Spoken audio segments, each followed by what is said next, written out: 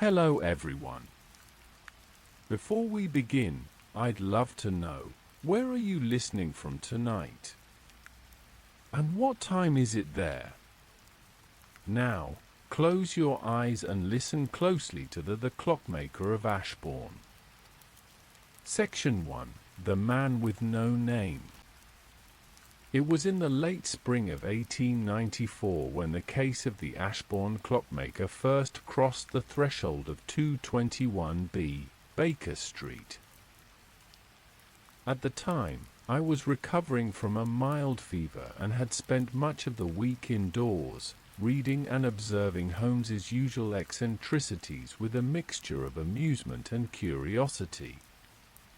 It had been an unusually quiet season, which often made Holmes restless. He had taken to reclassifying his chemical reagents and composing strange melodies on his violin, one of which he claimed was inspired by the sound of a guilty man's footfall. I had taken to ignoring these declarations with practiced ease. It was mid-morning when the knock came. A young man, tall, pale, and dishevelled, entered the room. His clothes were stained with oil and soot, and he held in his gloved hands a small velvet box. He gave no name, nor did he explain his visit, only pressing the box into Holmes's hand before collapsing into the chair by the fireplace. Holmes opened the box carefully. Inside was a pocket watch, plain, brass, and very old, but it bore an unusual etching on the back. An owl perched atop a skull, and beneath it, the number 34 carved crudely into the metal. A message, Holmes said softly. I leaned over his shoulder. It's just a watch. Holmes turned the device over and clicked it open. Instead of the expected clockwork interior, the watch contained only a folded scrap of parchment and a tightly coiled spring that had long since rusted. Holmes read the note aloud. Time has caught him. 33 have fallen. The 34th must speak before the owl returns. What in God's name does that mean? I asked. Holmes turned to our visitor. Sir, who gave you this? The man sat in silence, trembling. Holmes knelt beside him and examined his eyes. I see no signs of drug use. He is in shock. But from what? I fetched brandy, and after a moment, the man stirred. He spoke in a low voice, barely above a whisper. Ashbourne. Clockmaker's Lane. Number 11. He's there. Waiting. For what? For the hour. And with that cryptic pronouncement, he fainted dead away. A village that forgot. The next morning, after safely depositing our mysterious guest in the care of a reputable nursing home, Holmes and I boarded the train to Ashbourne, a quiet village on the edge of the Peak District. Holmes spent the journey studying the watch and scribbling in a small notebook. He made no effort to explain his thoughts, and I knew better than to interrupt.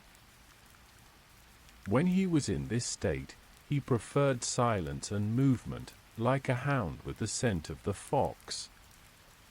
We arrived in Ashbourne just before noon. Clockmaker's Lane, true to its name, was lined with quaint shops of horologists and metalworkers, though most were shuttered and silent. At number 11 stood a peculiar building, part cottage, part workshop, with an iron sign shaped like an hourglass swinging gently in the breeze. Holmes knocked twice. There was no answer. He tried the handle. The door creaked open. Inside, the air was thick with dust and the metallic scent of oil. The shop was cluttered with clocks, grandfather clocks, cuckoo clocks, pocket watches, all stopped, all silent. Holmes walked among them slowly. "This place hasn't been touched in weeks," he murmured. No footprints in the dust. And yet, he gestured toward the workbench. "That vise has been used recently. And here, fresh shavings." On the wall above the workbench hung a faded photograph. 3 men stood proudly in front of a clock tower. One of them, in a bowler hat, bore a striking resemblance to our visitor. Beneath the photo was a brass plate. It read, "Ashbourne Tower Renovation Committee, 1873 E. O. Marsh, L. Cottrell, T. Dovey." The 3 men, I noted. "And 33 victims? There's a pattern here." Holmes examined a chalkboard near the rear wall. There, written in shaky hand, were 33 names. All were crossed out. Only one remained. "Lawrence Cottrell," Holmes read aloud. "The 34th. The man in the clock." Our inquiries began in earnest. It seemed the town of Ashbourne had tried to forget its history. The locals were suspicious and unwelcoming, especially when Holmes inquired about the clock tower. A few muttered, "Bad luck" or "best left alone," but no one would speak plainly. Holmes, ever persistent, located the old village records in the parish office. There we found confirmation.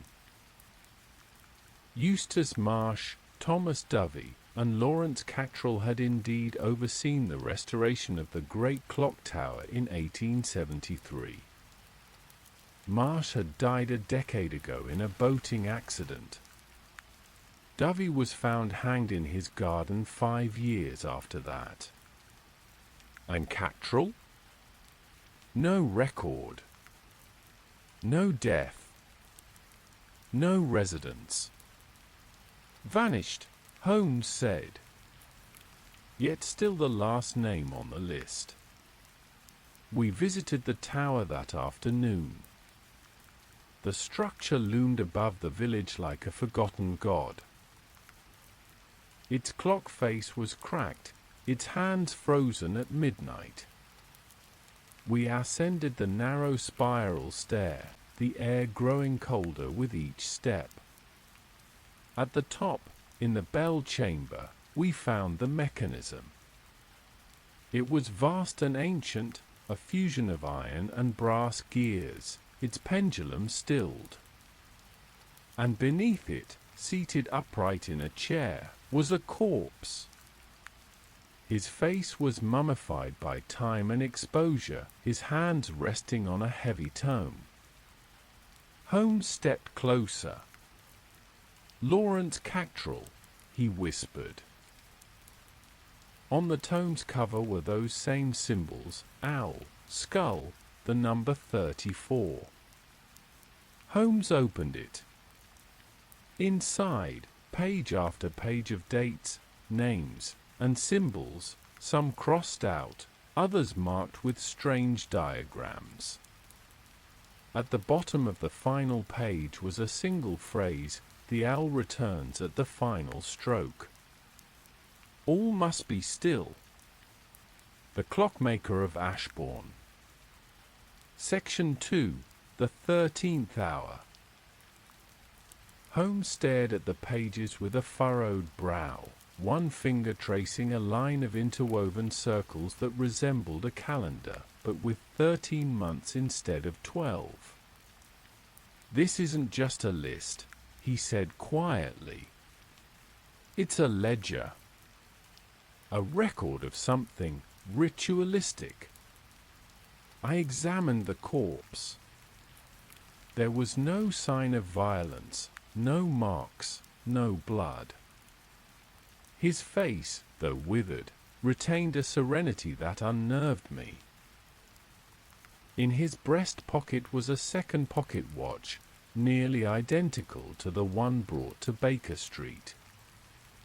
Holmes opened it. It was still ticking. "That's impossible," I murmured. "This tower hasn't had power in years." "It's not running on mainspring," Holmes said. "This is something else." The mechanism of the tower, despite decades of disuse, suddenly creaked. A low metallic groan echoed through the chamber. Holmes snapped the watch shut. The sound ceased. The unmarked graves.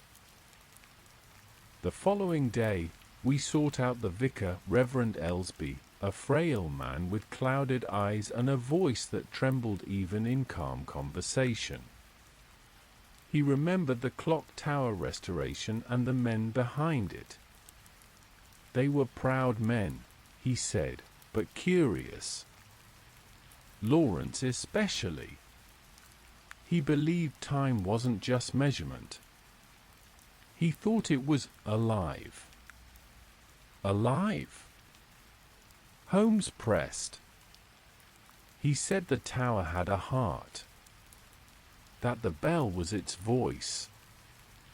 When we asked about the ledger and the names, the vicar grew pale. "I buried 33 of them," he said. Unmarked graves.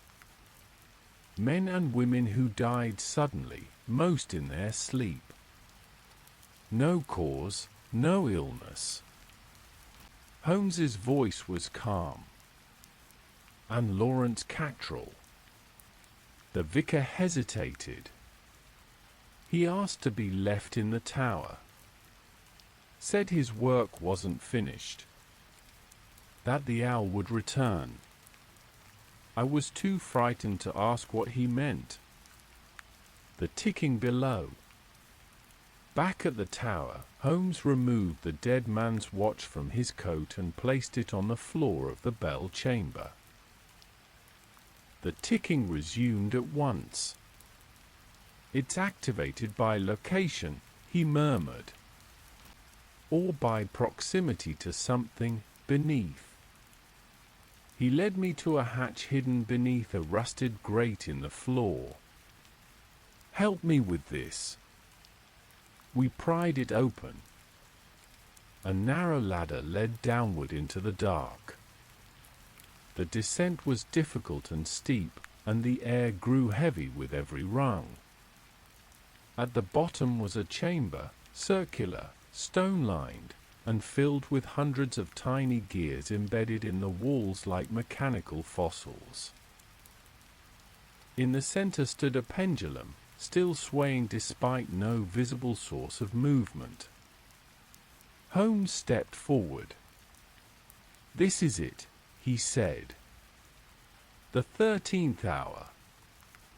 "Holmes, what does that mean?" He pointed to the pendulum's arc, its time differently. "Slower. This room is outside of ordinary time."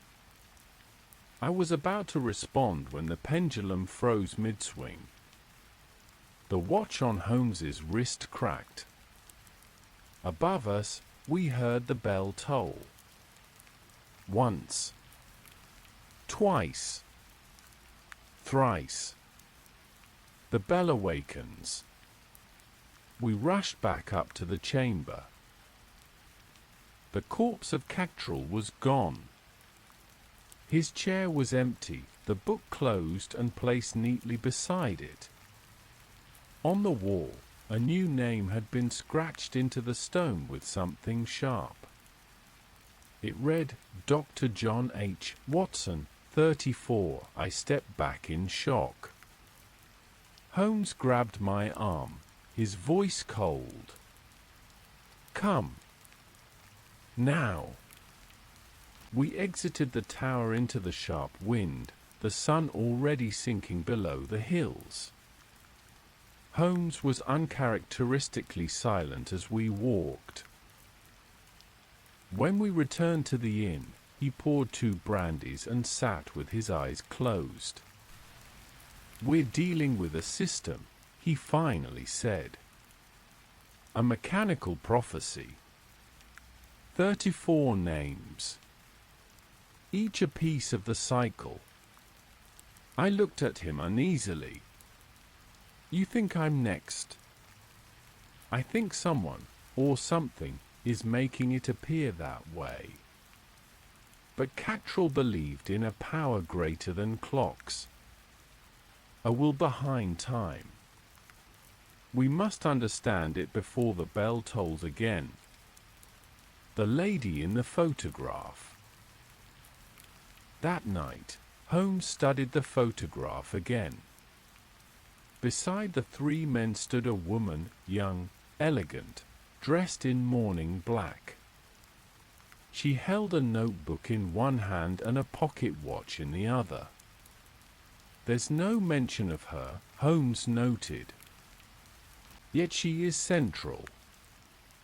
We visited the local historical society and found a record of the renovation committee minutes. On the margins of one page was a note in flowing script, Eustace is wrong. Time cannot be ordered, it must be obeyed. JC, Holmes mused. Juliet Cattrall. Lawrence's sister. She had been a school teacher, known for strange theories about time dilation, and reportedly died of consumption 2 years before the Restoration began. Impossible, I said. She's in the photo. Or perhaps she was never buried, Holmes said. We must find her grave. Midnight at the cemetery. We visited the cemetery at midnight under a cold, cloudless sky. Holmes carried a lantern and the dead man's watch, which ticked louder the closer we came to the grave. Juliet's headstone was small and weathered. Holmes placed the watch on it. The ticking ceased. She's the key, he said. She warned them. And now the cycle repeats. He examined the headstone with a magnifier and tapped lightly at its base. A hollow sound. She isn't buried here, he whispered. He dug quickly, pulling away sod and dirt until he uncovered a small iron box.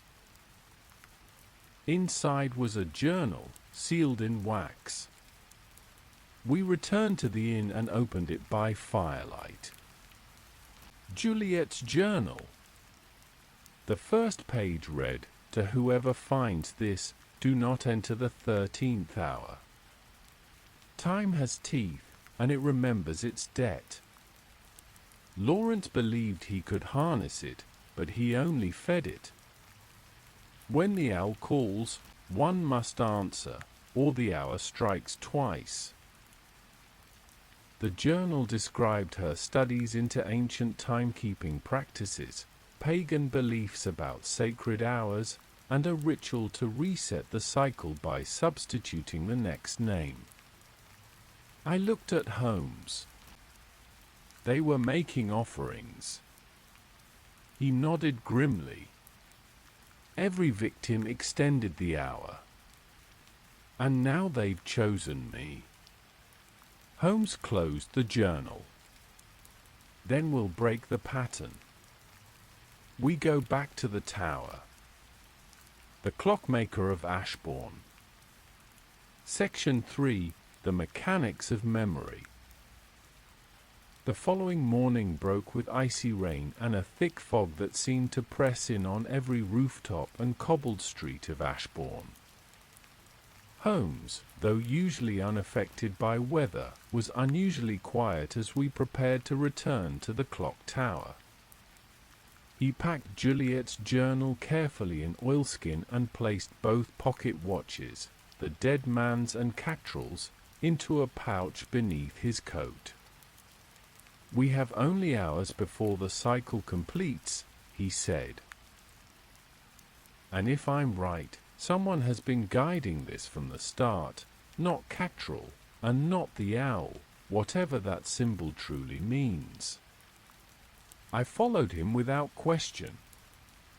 The return to the tower. The tower had grown darker since our last visit. The windows, once fractured, were now completely opaque with soot or something darker. The entryway was marked by new etchings, symbols we recognized from Juliet's journal. Holmes paused at the threshold, placing his hand upon the door's iron hinge. She described these signs as a binders meant to delay the clock's hunger. "That's madness," I said. "Perhaps," he replied. "But then again, so is dying on time." We ascended again, the ticking growing louder with every step, though no device we carried was in motion. The chamber revisited. When we reached the top, we found the bell chamber changed. The walls had been scrawled with names not in Cattrall's ledger. Most were unreadable, written over and over. Others were etched backwards, as if the writer no longer understood the concept of direction. Holmes ignored them and went straight to the pedestal beneath the main gear housing. There, where Cattrall had sat, was now a mirror. Holmes stared into it. "It's not a mirror," he said. "It's a window." He turned it toward me. I saw nothing. "No reflection," I whispered. "It doesn't reflect the viewer. It reflects the time owed. The 13th gear." Holmes pulled from his coat a small brass gear we had taken from the cryptic chamber below. "This," he said, "doesn't match any of the tower's components." Juliet wrote of an 13th gear, the key to disrupting the cycle. He slotted it into a small, empty recess behind the bell's central strut. For a moment, nothing happened. Then the mechanism groaned. The entire tower shuddered. The hands of the clock above us twitched. The pendulum below began to swing again. Holmes gripped the railing tightly. "I've engaged the hour. Now we see who comes to collect." The return of Cattrall. At once, a sound rose from below, something between metal grinding and breath escaping a closed tomb. Footsteps. We turned. From the stair, a figure emerged. It was Lawrence Cattrall. Not his corpse. Not a vision. But a living man, eyes wild, skin paper thin, like time had forgotten to finish erasing him. "You've brought it forward," he rasped. "You fool." Holmes stepped toward him. "The cycle ends here." Cattrall laughed, and the sound cracked the air like splintering glass. "You cannot end what never began. You think the hour is chained? It walks, Mr. Holmes. It learns. And now it knows your name." He pointed a bony finger at me. Watson is already claimed. Only substitution can prevent it. You know the rules. Holmes drew the gear from the mechanism. The tower froze again. No more substitutions. The shadow behind the bell. The room grew cold. Then we saw it, behind the bell. A shape. Not man, not beast. Tall, silent. Watching. The owl. But it was not a bird, it had the vague impression of one. Wings of smoke, eyes of mercury, its form never fully in one place. Cattrall dropped to his knees. It's early, he wept. You've awakened it early. Holmes turned to me. Do not look away, Watson. It feeds on fear and forgetfulness. The creature glided toward us. Holmes pulled the gear again, placing it into the dead man's watch. The ticking stopped. The owl paused. Then it spoke. The voice of the hour. The voice came from everywhere and nowhere, a chorus of echoes. 34.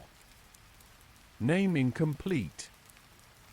Ledger closed. Exception logged. Holmes stepped forward. This is your mechanism? Fear and fate? A system of names. Debt discharged. Cycle broken. Price remains. And then it was gone. Cattrall collapsed. The mirror shattered. The tower went silent. Aftermath. It took us an hour to carry Cattrall down. His mind had fractured. He spoke in riddles, counting backward from 13, mumbling Juliet's name. We turned him over to the local infirmary. Holmes was quiet the entire ride back to London. I asked what the owl had meant. He shook his head. I believe we disrupted the system. The hour didn't complete.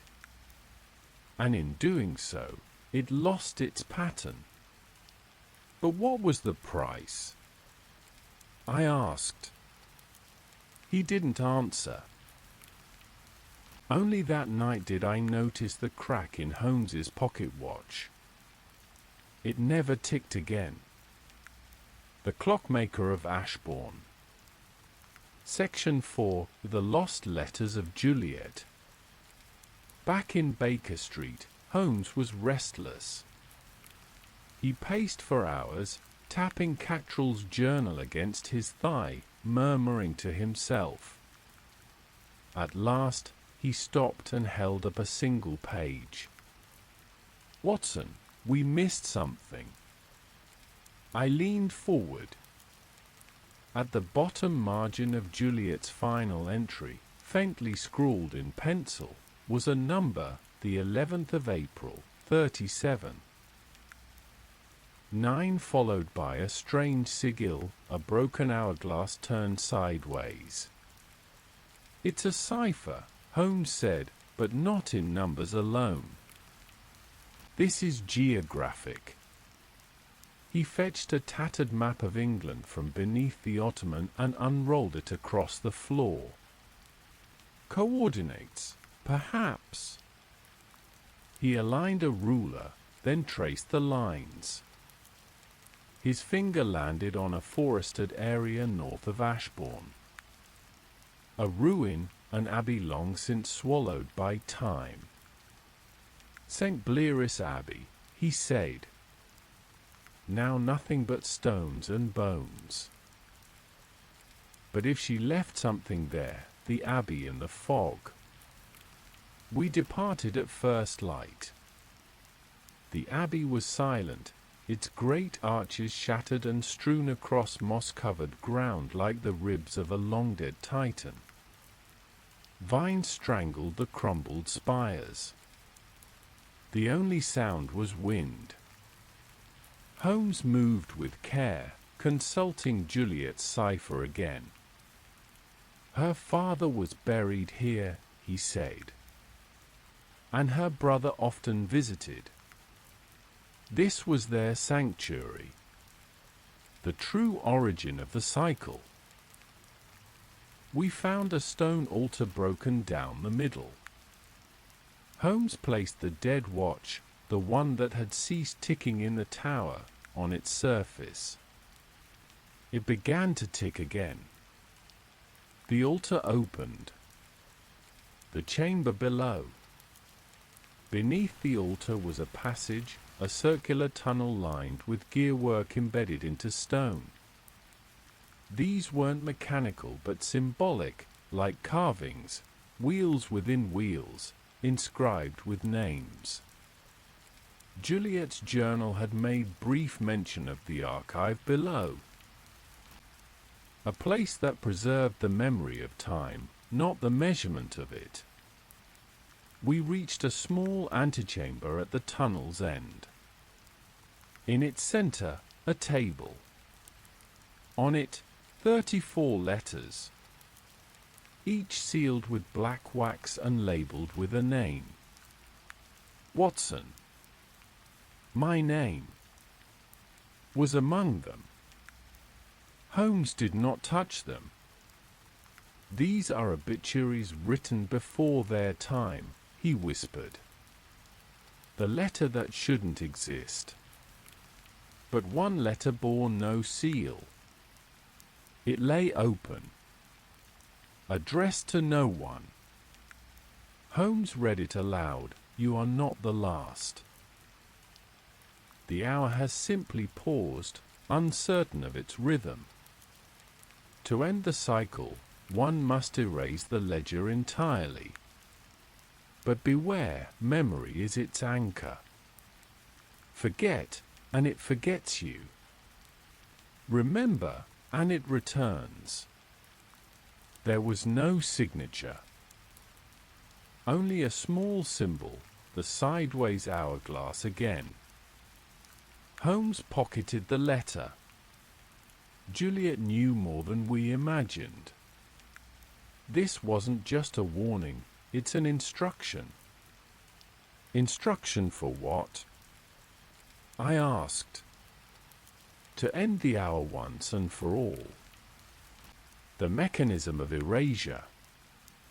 Holmes worked for days on a device inspired by the gears found in the Abbey tunnels.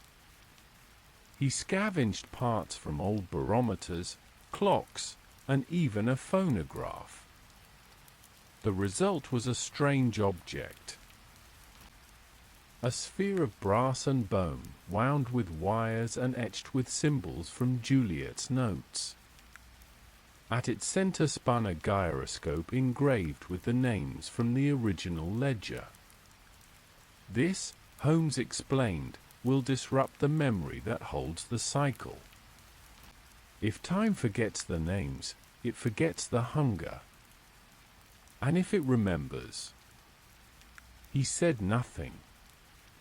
That night, we boarded a train back to Ashbourne. A town without clocks. We arrived to find Ashbourne changed. Every public clock had stopped. Watches in shop windows were frozen.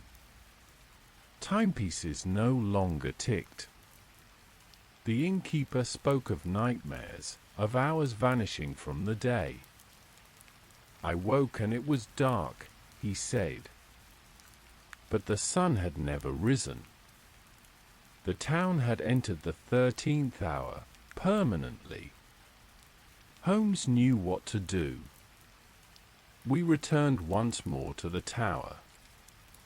The last ticking. Inside the tower, The chamber had decayed. The walls were covered in rust-like mold. The bell no longer hung from chains, but floated, suspended in the center of the room, vibrating softly. Holmes placed the device on the pedestal. The bell began to pulse. A whisper echoed around us, voices from the lettered souls, Lawrence, Juliet, and others I had never heard. Holmes began turning the device, aligning its symbols with those on the wall. Suddenly, the tower shook. From the mirror's remains, a new reflection began to form, this time, not of the present, but the moment of first debt. The first offering. The first sacrifice. We saw a boy, perhaps 8, standing in this very tower, alone, placing a small watch into the gearwork. The watch began ticking. The bell tolled once. In the shadows behind him, the owl emerged. He was the first, Holmes said. Long before Juliet. Before any ledger. The first to trade a moment for a lifetime. But why? To escape death. But in so doing, he gave death a door. Holmes turned the final symbol on the device. The sphere cracked. The bell screamed. The collapse of the hour. In that moment, all gears halted. The walls of the tower buckled inward. Time fractured. We felt ourselves torn between seconds, seeing flashes of every person claimed by the cycle. And then, silence. The bell shattered. The mirror blackened. Holmes slumped to his knees. "It's done," he said. I helped him up, and we walked from the tower into a dawn brighter than any I'd seen. Time had resumed. Clocks ticked. The cycle was broken. Epilogue, Ashes of Time. Weeks later, back in Baker Street, Holmes handed me an envelope. "My name," I said. It was among the 34. "I burned it," he said quietly. "No one should know the hour that was." "But you kept yours." He looked away. "I must remember. Someone must remember." The owl never returned. But Holmes's watch, cracked and silent, still sat on his desk. At exactly 13 minutes past midnight every Sunday, it ticks once. And never again. The Clockmaker of Ashbourne. Section 5. The memory that remains. It had been nearly 3 months since the Ashbourne affair concluded. The papers had barely acknowledged the story. "Clockmaker's folly ends in collapse," they wrote, with passing interest. No mention of Lawrence Cattrall, or Juliet, or of the tower that briefly stood outside time. But in Baker Street, we knew the truth. Holmes had changed. Where once he was sharp and cold as steel, he now moved as if each thought bore weight. His violin stood untouched. The chemical flasks on his table lay covered in dust. And at the heart of it all, the broken pocket watch remained silent, always, save for a single click each Sunday past midnight. "Do you think it watches?" I asked him one morning, gesturing to the timepiece. Holmes did not answer. Instead, he unfolded a letter, aged, yellowed, and marked with that strange, sideways hourglass. It was not from Juliet. It was from before her. The letter from the past. To he who holds the memory. The ledger will rise again. Time is not a creature to slay, but to starve. Do not feed it names. Do not whisper debts. Do not build gears where memories lie. Burn the past, or it will tick again. It was unsigned. But below it, faintly visible in pencil, was a date, 1643. Holmes looked up. This began centuries before Ashbourne. Juliet was merely the most recent to try breaking the wheel. I asked him if he believed it would return. He only nodded toward the wall clock. It had stopped again. The return to Ashbourne. We received word from the constable in Ashbourne. The fog has returned, the letter read. Clocks don't keep. Sleep's gone strange. We see figures near the ruins. Not thieves, tall ones. Silent. Holmes was already packing before I'd finished. I thought we broke the cycle, I said. We broke a cycle, he corrected. Not the hour. When we returned to Ashbourne, the town was hushed. Children stared at empty skies. The church bell rang randomly, though no one pulled its rope. At the town square, the statue of Ketrel had been defaced, its face carved into a smooth owl's mask. It remembers, Holmes murmured. The temple beneath the library.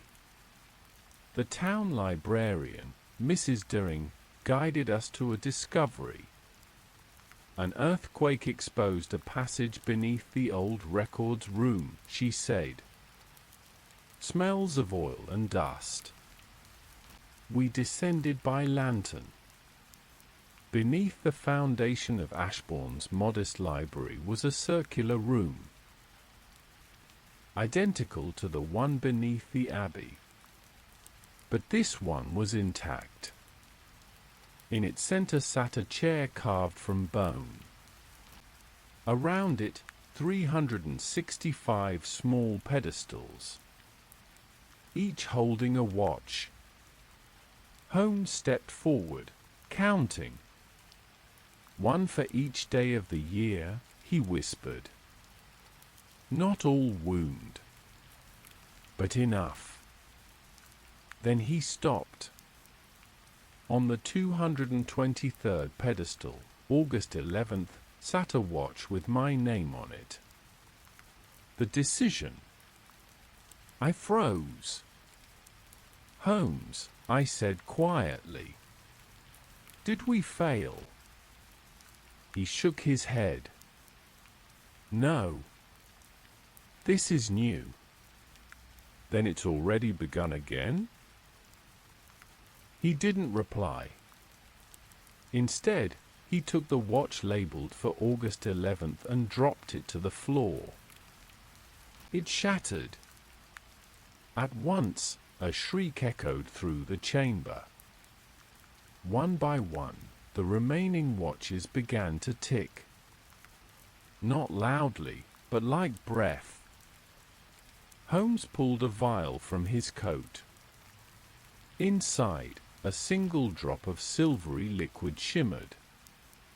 I took this from the owl when we disrupted the hour. A piece of its core. A memory shard. He poured it into the base of the chair. The chamber screamed. The second collapse. The walls of the temple fractured. From every shadow, gears began to pour liquid brass, forming symbols mid-air, then vanishing. The watches exploded one by one, releasing what I can only describe as fragments of lives, moments, sighs, children's voices, prayers. Time, freed from its containers. Homes collapsed. I caught him before he struck the ground. His eyes were open, but he wasn't there. The memory within Holmes. I brought him back to London. For weeks, he remained unconscious, breathing, but unmoving. I read to him. I played his violin. I told him stories of our cases, from the woman with the hat pin to the hound of the Baskervilles.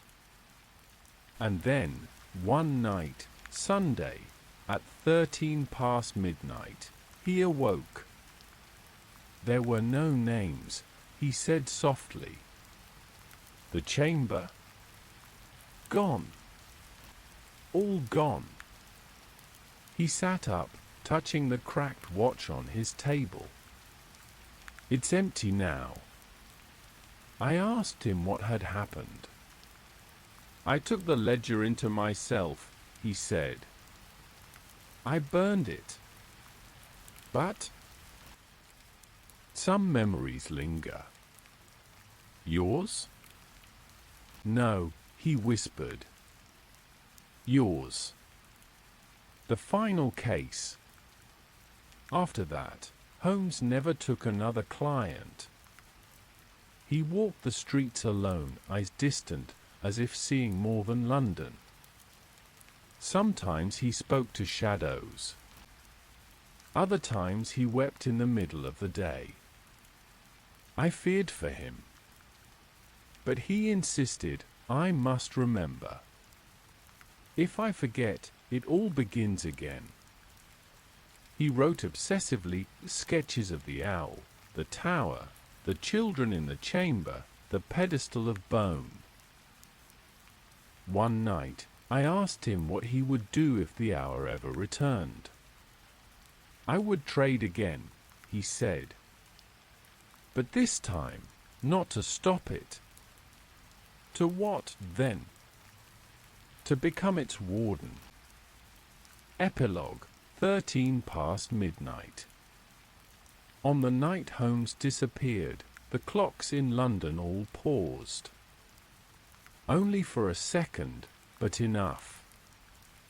His bed was empty. His coat, missing. And the cracked watch was gone. In its place, a note, memory is the only prison time cannot escape. If I become its cell, it cannot roam. To this day, no trace of Holmes has been found. But every Sunday, at 13 minutes past midnight, I hear a single tick from my dresser drawer, where an old watch sits untouched. And in the reflection of the glass, just for a moment, I see him. Watching. In this second mystery, Holmes and Watson leave London for Windermere Hollow, a village veiled in mist and ancient fear. A widow's plea, vanishing villagers, and eerie silence lead Holmes into a case where absence speaks louder than words. Logic will be tested, and silence may be deadly. The Silent Widow. It was on the third morning of an unusually brisk April that I found Sherlock Holmes standing by the window of our Baker Street lodgings, his lean frame silhouetted against the watery London sunlight. His violin rested idle beside him, untouched, a sure sign that something had diverted even his mental energies from their habitual cycles of boredom and inspiration.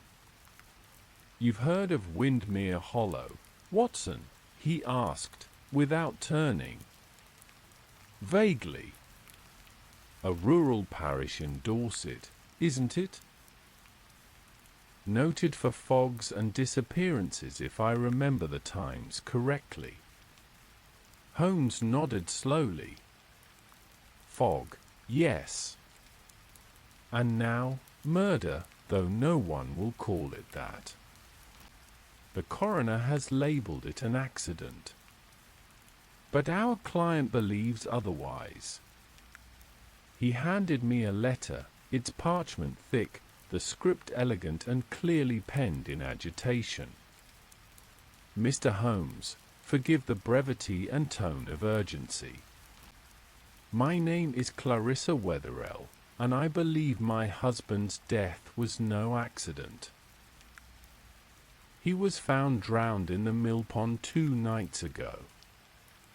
He could not swim, and yet he went walking alone in the dark, after a series of strange incidents that disturbed both our household and our village peace.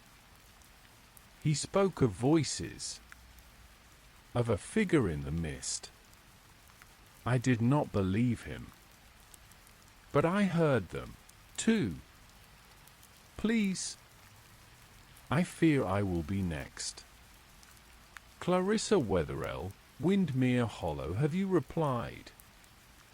I asked, folding the letter carefully. Holmes took his coat. I have sent word. We leave at noon. The journey to Windmere Hollow was uneventful save for the steady thickening of the mist as we approached. It rolled across the landscape like a tide of pale cloth, clinging to the trees and muffling every sound.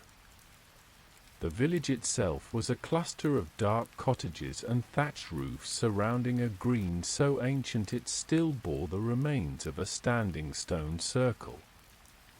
The residents we passed stared at us with a mixture of curiosity and apprehension. Clarissa Wetherell met us at the gate of Wetherell House, an imposing Georgian structure that had clearly once commanded both respect and envy. Time and tragedy had carved its shadows into the walls. She was tall, pale, and composed, but her eyes were wide with fatigue. Thank you for coming, Mr. Holmes. Dr. Watson. She gestured us inside. The late Arthur Wetherell, as she explained, had been a scholar of ancient religions and folklore.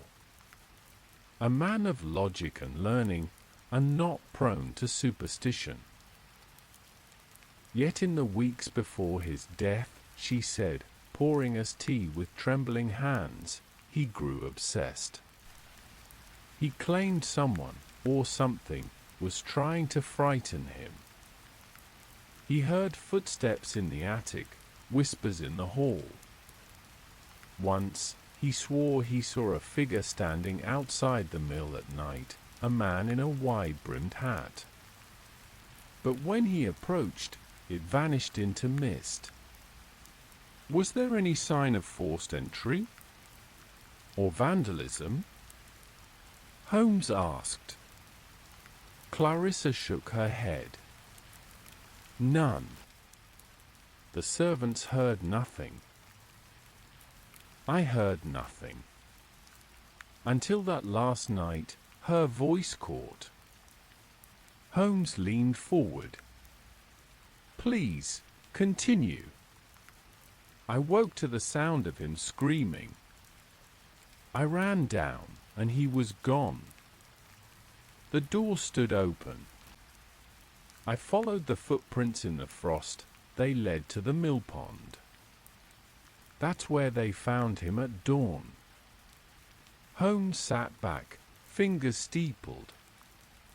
And you believe he was compelled by something external? I don't know, she whispered. But it wasn't suicide. He wasn't like that. Our investigation began with the mill pond. Holmes examined the bank carefully, noting the depth of the footprints, the way they veered slightly before reaching the edge. "See here, Watson," he said. The man hesitated, stepped away from the pond, then returned. A struggle in the mind. But no second set of prints, I observed. No attacker? Holmes frowned. Perhaps. Or perhaps the attacker was never physical. He then turned his attention to the mill itself. A crumbling stone building, long abandoned. Inside, the air was heavy with rot and damp. Rusted gears stood frozen in time. Yet on the wooden floor near the millstone, Holmes found something that startled even him. A candle, half burned. Fresh. He picked it up, sniffed it. "Myrrh and cedar," he said. "Ritual incense. And that chalk." I pointed to faint symbols scrawled on the stone wall. Holmes studied them. Runes. Not Celtic. Older. A protective ward, inverted. Meaning? Meaning someone wasn't protecting this place. They were summoning something. That night, we stayed in Wetherell House. Clarissa insisted we sleep in the room across from her own, for safety, she said. At 2 a.m., I woke to a sound I could not identify. Not footsteps, not whispering, something in between. A presence without a form. Holmes was already awake, sitting in the window seat. "You hear it too," he murmured. I nodded. He opened the bedroom door, and the sound stopped. The hall was empty. But on the floor near the staircase, a feather. Long grey. Covered in soot. Holmes picked it up carefully. A rook's feather. Not uncommon here, but this one's been burned. We did not sleep again that night. The next day, we visited Reverend Thorne, the village vicar. An elderly man with keen eyes and a wary demeanour. When we asked about Arthur Wetherell, he hesitated. A good man, he said.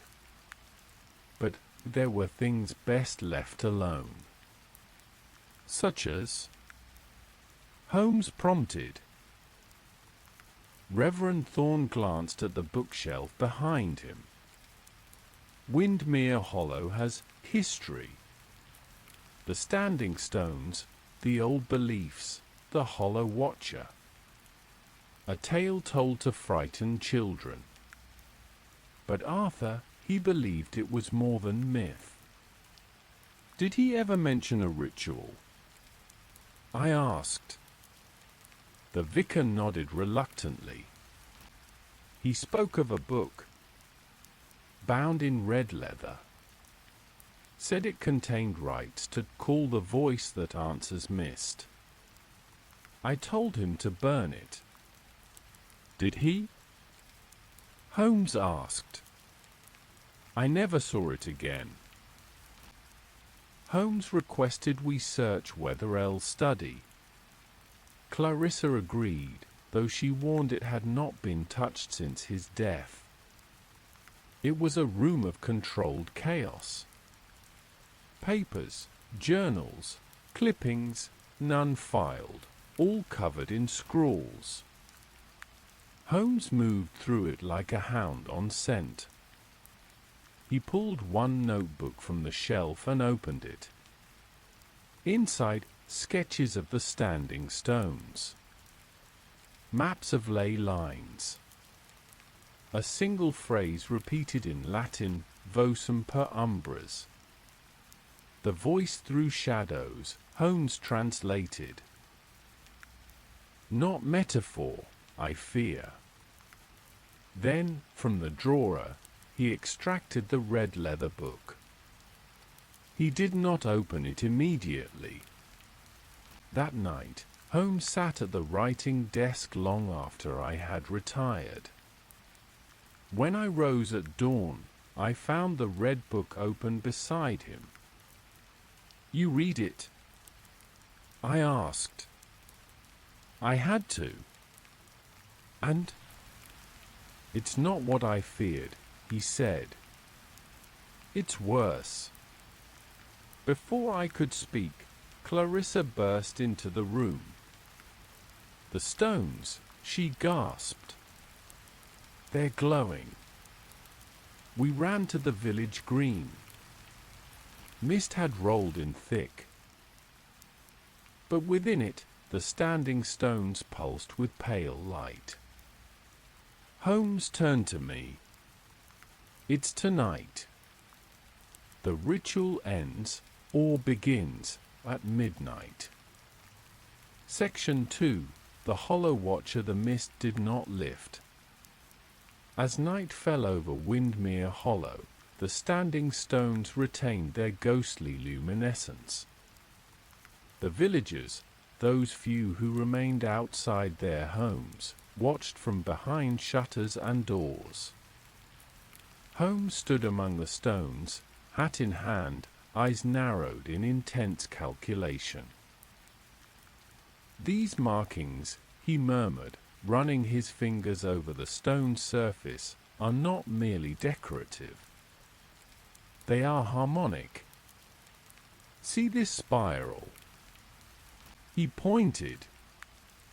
"It aligns with the northeast stone, symbolic of air, movement. All the stones form a harmonic chamber." "For sound?" I asked. "Or for silence?" he replied.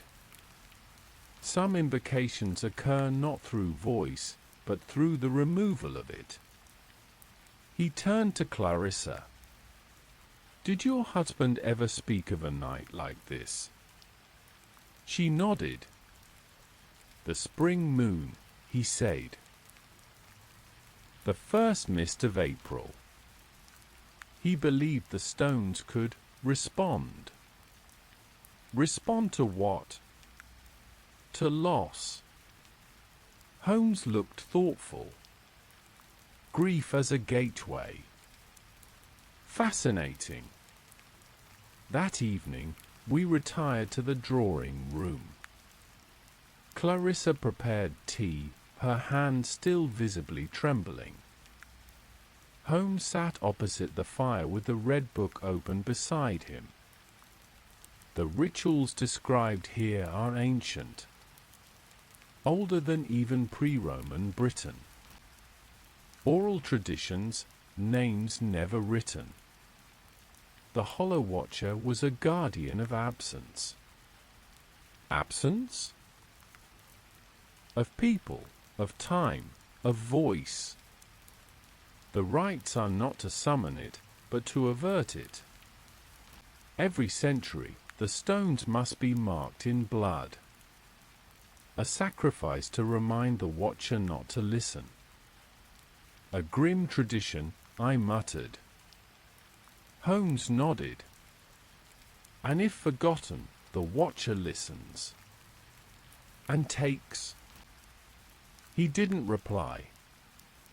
At midnight, the first scream tore through the fog.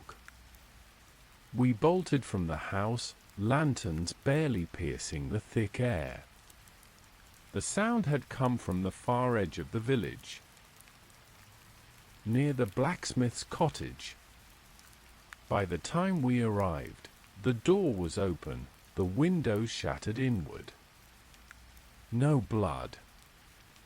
No struggle. No sign of Thomas Gray, the smith. Only his anvil, split in two. Holmes surveyed the room. No footprints. No sound of retreat. As if he was plucked from time. Clarissa turned away, sobbing. Holmes spoke gently. It's begun. Over the next 2 days, 3 more disappeared. A girl walking alone to church. An elderly man returning from the grocer. And Mrs. Penley, who vanished while her kettle boiled, the front door still locked from the inside. Each time, no struggle, no noise. Only one shared detail, a feather left behind. Grey. Singed. On the 4th morning, the villagers gathered at Wetherell House. Their fear had swelled into accusation. "You brought this," one man hissed at Clarissa. "Your husband stirred the stones." She summoned the Hollow Watcher. Holmes stepped forward. "Gentlemen, your accusations are premature. But your fear is not misplaced. If you want to stop this, you will assist us." He laid out instructions with sharp precision. Certain stones must be uncovered, ancient boundary markers reset, and a brazier built in the center of the green. "We must reconstruct the warding rite," he told me that night. "But we don't know it in full." "No," Holmes said. "But the fragments, paired with the harmonic symbols, form enough of a defense. The ritual is sound-based, frequency-based. If we tune the chamber correctly, we can reverse the process." I hesitated. "Holmes, do you truly believe in this?" He looked at me. "I believe in effect. Whether by suggestion, physics, or force, people are vanishing. And we are running out of time." That night, I awoke to silence so absolute it hurt. Even the wind had ceased. Then I heard it, a faint humming. Low. Directionless. It pressed behind my ears like pressure beneath water. I found Holmes already in the study, feverishly copying runes from the red book onto the floor in chalk. "The sound is close," he said without looking up. "It's moving toward the house." "What is?" "The absence." The humming grew louder. Clarissa burst into the room, eyes wide. "It's at the door." We turned, but there was nothing. Only mist. Holmes snatched the red book and thrust it into the fire. "What are you doing?" I shouted. "Breaking the tether. The rites mustn't be completed." The flames consumed the pages, and the sound stopped. But Clarissa had collapsed. She awoke hours later, pale and trembling. "It was here," she whispered. "I saw it." "The Watcher?" I asked. She nodded. A shape in the mist. No face. Just a mouth. Holmes leaned close. "Did it speak?" "No." "It listened." The final evening arrived. 7 villagers had vanished. The village square was nearly empty. Holmes stood at the center of the stone circle with tuning forks, candles, and a resonant bowl filled with water. He had arranged the stones into precise alignments and marked each with chalk sigils. Clarissa and I stood at opposite ends of the circle, holding lanterns. Holmes struck the first fork. The note rang through the night air, pure, unwavering. Then another. Then a third. The stones began to glow faintly. The mist thickened. And then the silence returned.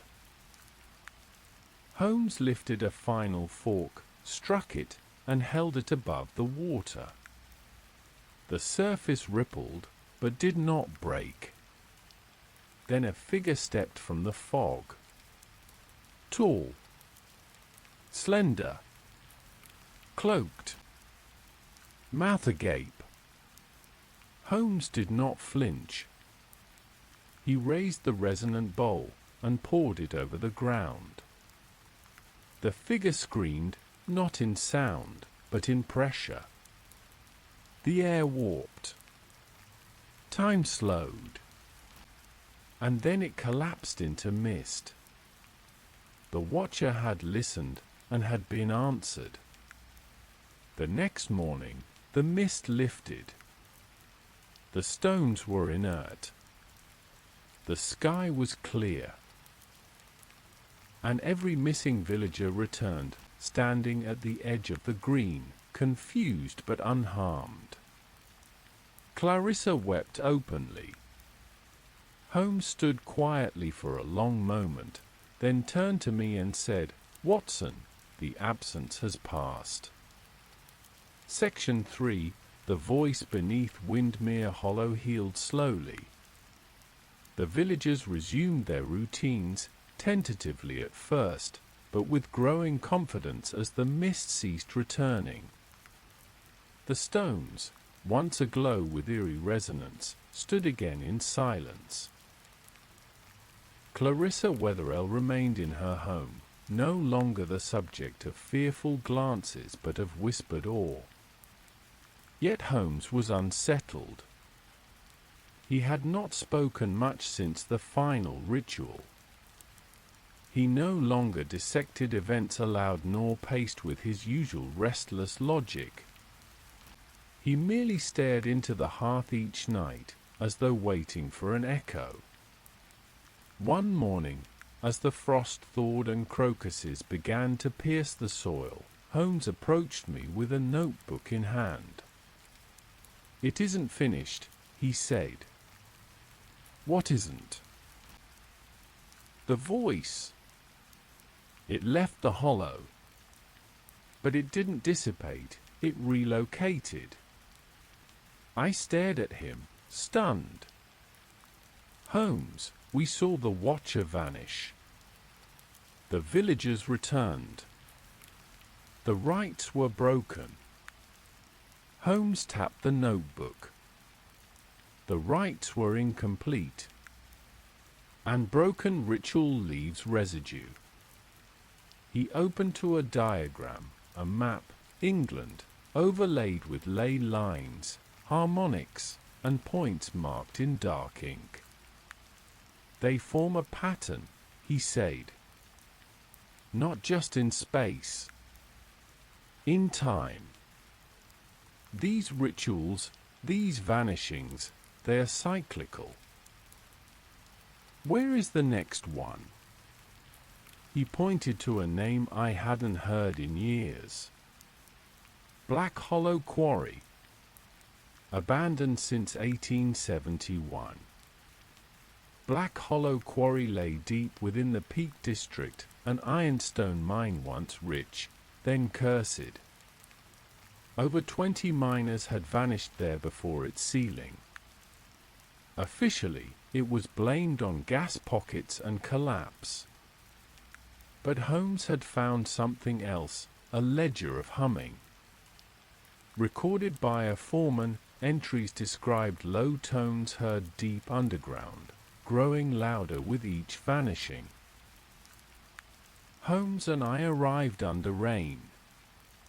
The mine's entrance was choked with rubble, but Holmes found a side tunnel through an old smuggler's path marked on a forgotten ordnance map. As we entered, the temperature dropped. The walls narrowed. Silence closed in. Then we heard it. A hum, low, deep, pulsing through the earth like a heartbeat. Holmes closed his eyes. "It's not mechanical," he said. "It's linguistic." We descended further, past collapsed shafts and rusted ladders, until we reached a chamber unlike the rest. The walls were smooth, carved, and at the center stood a dais, black stone, polished, humming. Upon it, a small silver bell. Holmes approached it reverently. "This is the anchor," he said. "A tonal artifact, meant to focus the watcher's presence." "But why a bell?" I asked. He lifted it, and the chamber screamed. The walls shook. Symbols flared to life, runes identical to those on the standing stones. Holmes staggered back. "It's active." I grabbed his arm. "Drop it!" But he held the bell tightly, then slammed it down upon the dais.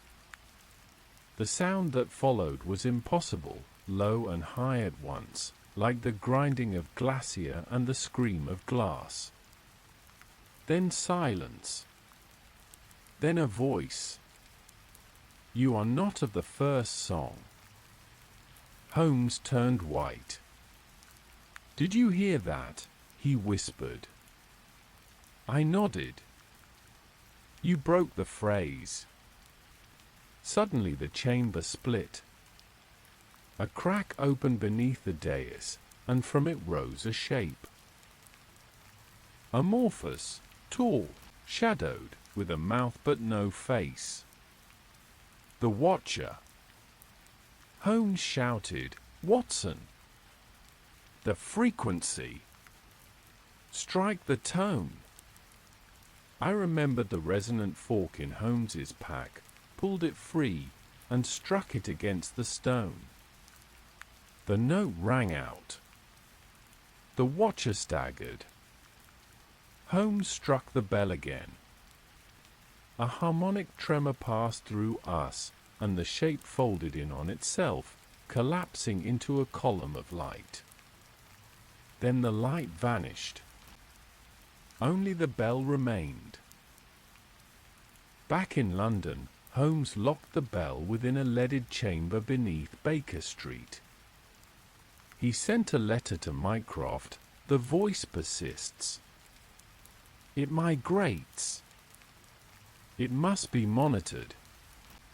I asked him, over dinner, if he believed the Watcher was truly gone. "No," he replied. "But it no longer listens here." "And the rights?" "Suppressed," he said. "But not erased. They are built into the ground. And some will always seek to speak the unspeakable." In the months that followed, Holmes resumed ordinary work. Fraud, theft, espionage. But he remained changed. Sometimes, I would find him tuning crystal goblets, testing intervals with obsessive precision.